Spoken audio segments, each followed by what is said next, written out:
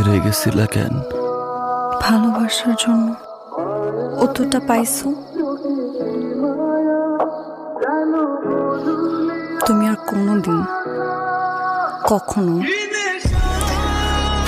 আমার আশেপাশে আসবে না।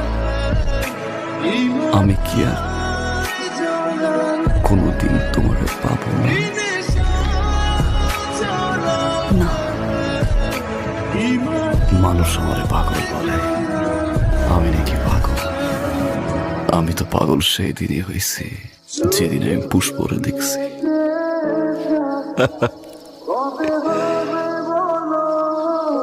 আমারে দেখলে দৌড়ে আসতো, কানের কাছে এসে বলতো ভালোবাসি